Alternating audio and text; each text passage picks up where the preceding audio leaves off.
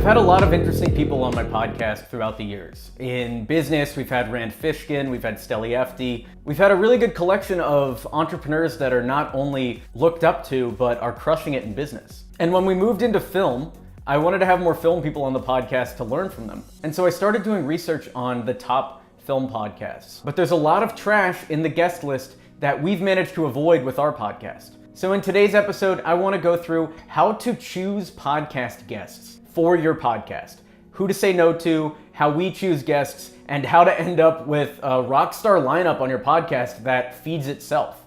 I was running through this email with Ronaldo, who does the booking for our podcast recently, and I've been blown away by the amount of awesome people we've had on this podcast. We've had the producer of a $150 million movie, 2 writers of Marvel shows, producers of Netflix documentaries. We had Ken Davenport, who's produced multiple Broadway shows, and so many other people that I can't even list them all. And it comes from having taste. So it's a very slippery slope going from great guests to bad guests. So let's jump into the Filmcourage Podcast page. This is a great example of what not to do, which is mixing bad guests and good guests. So I'll take you in here and I'll show you how we found the good guests to have on our podcast from this. So Filmcourage has decent popularity, 138,000 followers.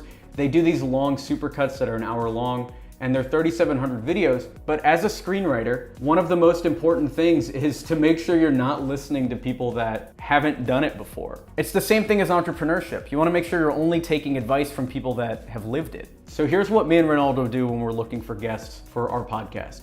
I gave him the explicit instructions, hey, look at Filmcourage and find good guests from there. And he's been very good at finding them. So here's what he does. We'll look at the interviews, because obviously these people are open to interviews. Mark Heidelberg is somebody that ended up on our podcast. So let's look at 2 different examples, one that made it on the podcast and one that didn't. So here is Ken Achidi. He's the producer behind the movie The Meg, and we did recently have him on the podcast. It was an amazing episode. What are the biggest mistakes you see new screenwriters make their first screenplay? You mean literarily? One of the things I've learned off the bat is to not listen to the interviewer's questions at all. With most podcasts, these people aren't going to be asking the same questions at all as what I ask on my podcast.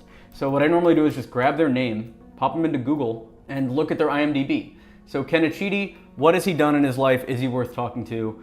Producer on The Meg, that's a $150 million movie. Yes, reach out, this guy's amazing. But that's given the same weight with Filmcourage as Justin Trevor Winters. And if you go over to his IMDb, look at his credits. Look at this amazing long list of credits. Writer on Insanity Please, writer on Killing Winston Jones, 1 credit. And this is the problem that we'll run into. So this guy I would not want on my podcast. And yet, he's got 27,000 views versus an actual established producer, Ken Achidi, who has only 3,800 views on his video.